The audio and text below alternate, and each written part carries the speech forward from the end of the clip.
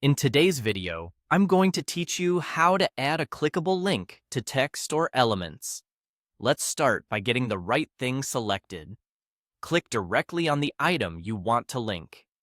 This can be a piece of text, a photo, a shape, or a button. If you're linking only part of a sentence, drag to highlight just the word or phrase you want.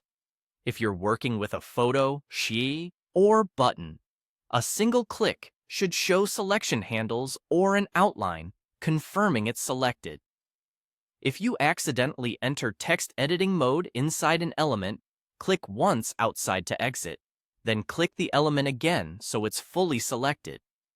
Keeping the correct selection active is important because the link you add will apply to exactly what's selected and nothing else.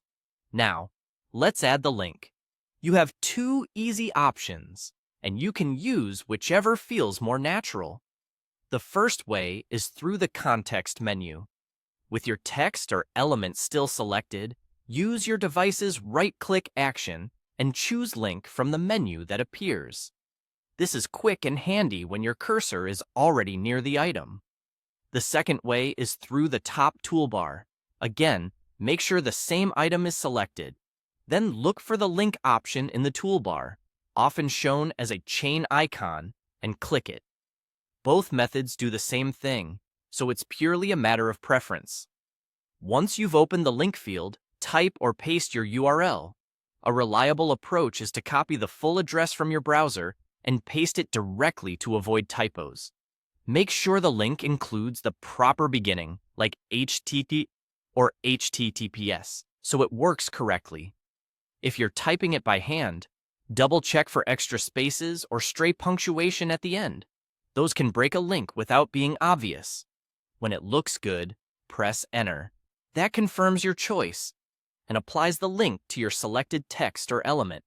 After you press Enter, you'll usually see a visual cue that the link is active.